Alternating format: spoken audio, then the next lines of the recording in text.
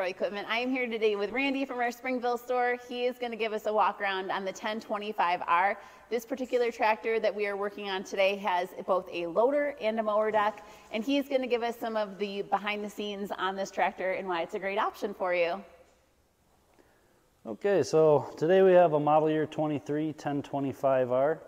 Couple upgrades from previous year is they fixed them standard with LED lighting.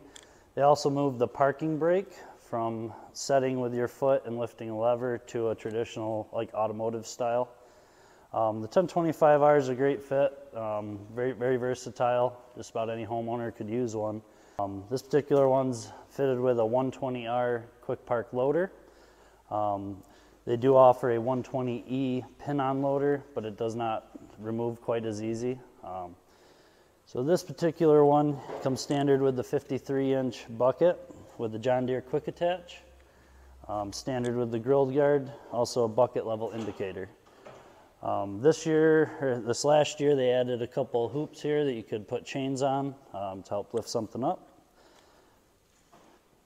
And then working into different tire options. This particular one has the R4 industrial lug.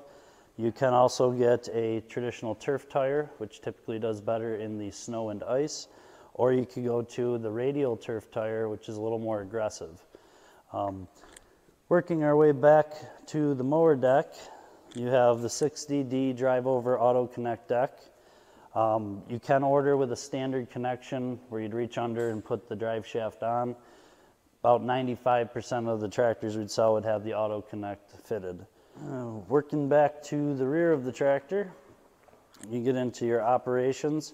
So the 1023E, this tractor's little brother, basically is missing some creature comforts. You'd have 2 horsepower less. The seat wouldn't be suspension like this one is. It would just be fixed and on rubber bumpers. So the 1025R has a few upgrades. As I mentioned, the suspension seat, you also get the tilt steering wheel. That 2 horsepower more, has nicer fender deck styling, also with some extra LED lighting. And then the big kind of upgrade to the 1025R would be your 3-point hitch. On the 1023E, your 3-point hitch always comes back to center. So if you're working something in the rear, you're constantly on that lever. Versus the 1025R, you can set that in increments. So if you find a nice grade that you're working at, you can actually lock that out, come back around on your pass, and set it to that locked out position. All right, so now in the operator's position, you can get on your tractor, adjust your steering wheel to your liking. With the key in the ignition, on a cold day, you'll turn it just a quarter turn to the right. You'll get a glow plug indicator. That's heating up the engine block to allow the diesel engine to start smoothly. You have to be in neutral to start, and your range shift to the left. So move that to neutral, wait till your glow plug light goes off, start your machine. Once the engine is warmed up and the fluids have cycled, you can adjust your throttle here based on the operation that you're choosing. Just like riding lawnmowers, you have hydrostatic transmission, so you have forward and reverse. And the 1025R actually also has the cruise control feature. So if you're brush hogging in a log field and you want to rest your foot, you can set your cruise control. Working down to your levers below, we mentioned the parking brake. So automotive style, push your button in, release it down. You've also got your 4-wheel drive selection. Up is 2-wheel drive, down is 4. I always like to note, you don't want to be in high range in 4-wheel drive, cruising down, say, the side of the road. You really want to stick to a low range and 4-wheel drive just for when you need it. You really only want to use 4-wheel drive if you're in that stuck position. In the center here, obviously you can adjust your seat forward and back. There's also a dial. That dial will adjust your rate of drop for the rear. So if you have something light on the back and you go to lower your 3-point hitch down and it's taking quite a while, you can loosen this dial up and it'll lower faster. Vice versa, you put something heavy on the rear, such as a snow blower, and you're lowering it down and it's slamming, you can tighten that dial so that it'll come down nice and slow. Over on my left heel, there's a differential lever. So on the rear transmission, just like a vehicle, you have limited slip. So that way when you turn, you don't tear up your yard. If you're in two-wheel drive, say mowing up a slight incline or it's wet, and you notice your one tire's starting to spin, you can push your heel down and it'll actually lock in your rear transmission, both tires. That's differential lock. And to the left, you have your mower deck height adjustment.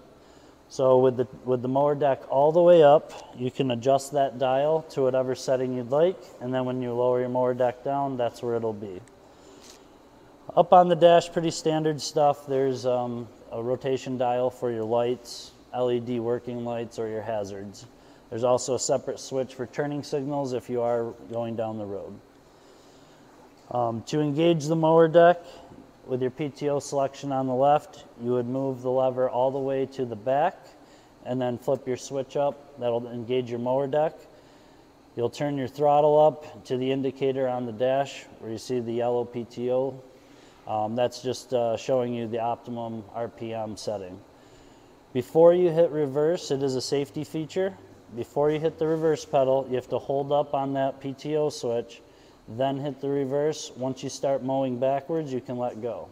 If you don't do that, you hit the pedal, the mower deck will shut off. You have to tap the forward pedal, shut your switch off, turn it back on. It's making you recognize that you're going to be mowing backwards so you don't run anything over.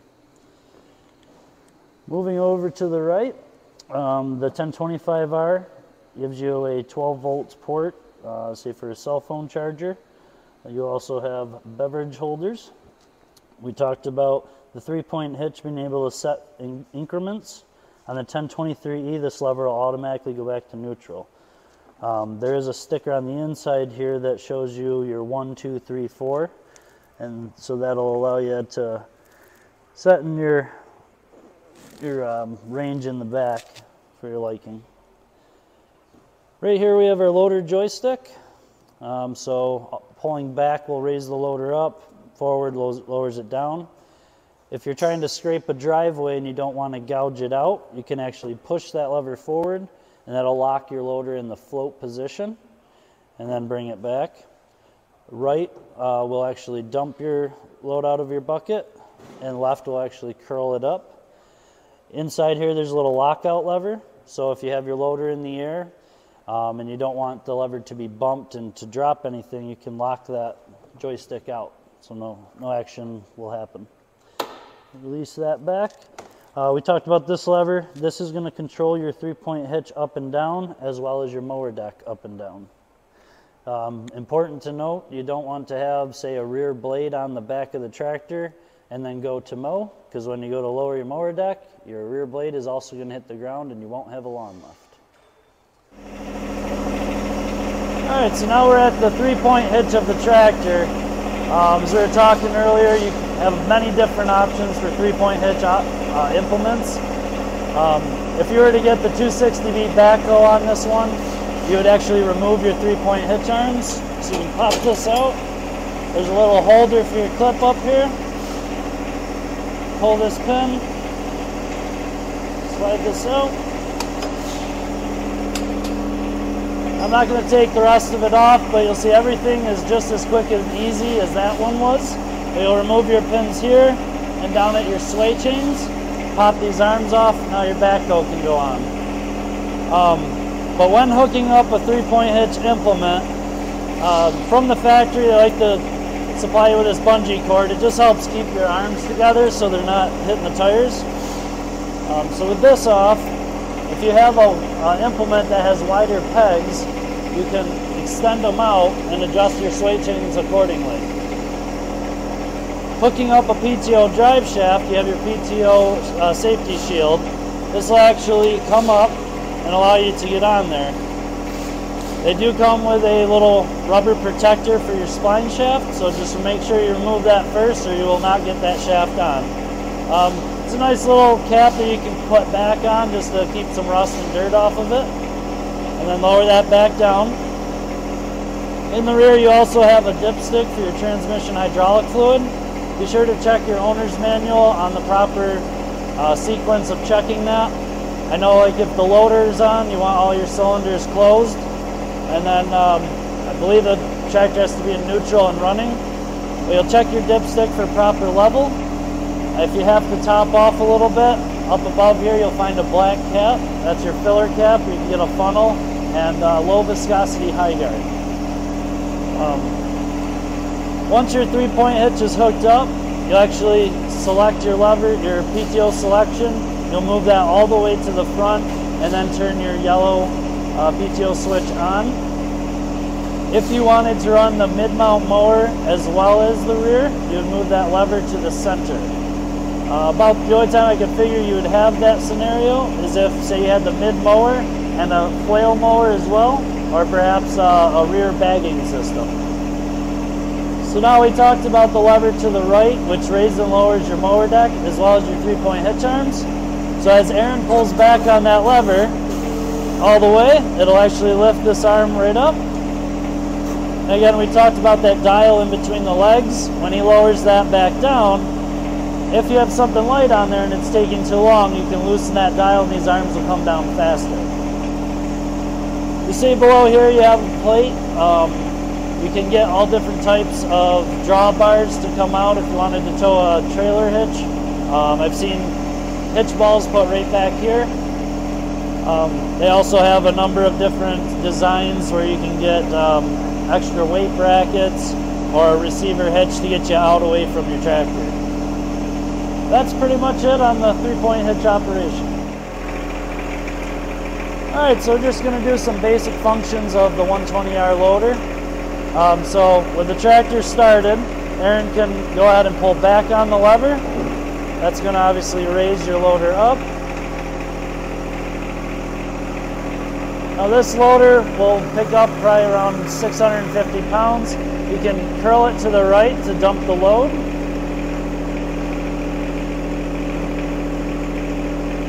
Okay. And then as he curls back to the left and brings it down, you can get back down to scraping. Okay. And curl it a little to the right.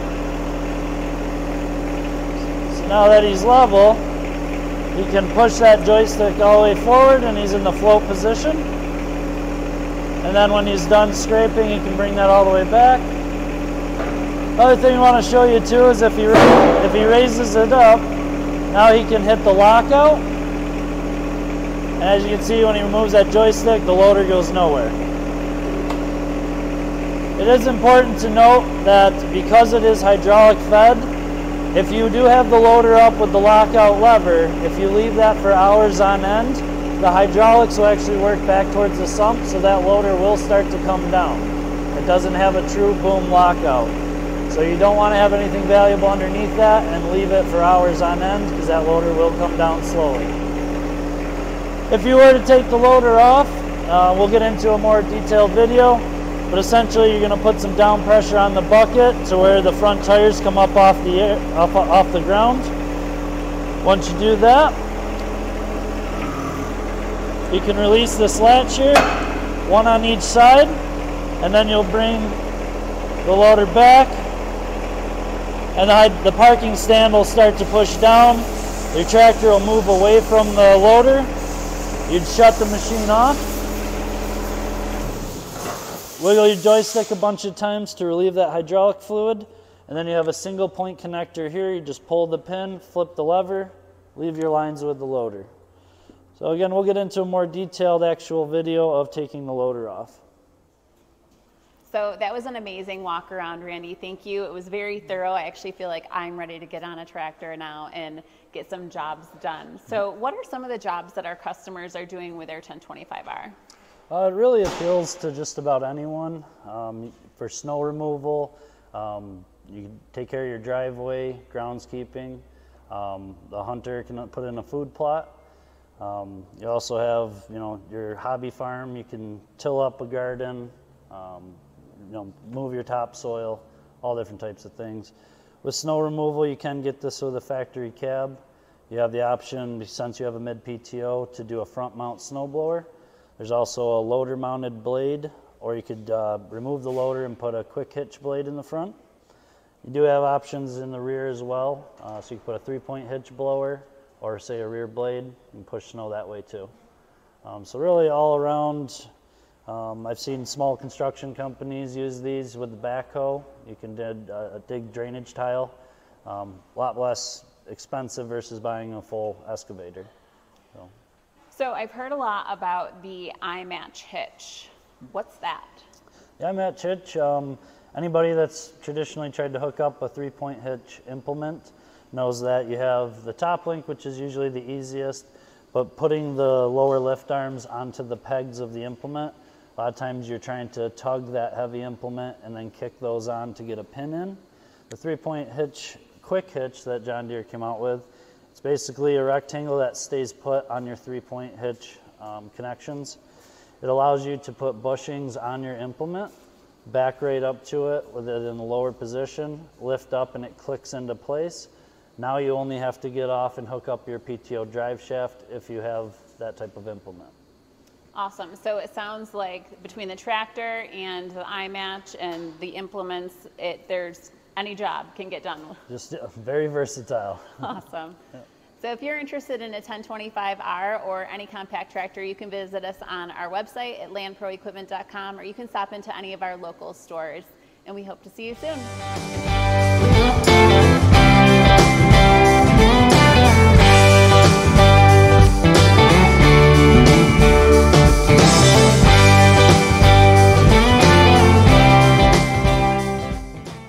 Tractor and the, it's on a loader and a 60-inch, hey guys, it's Molly.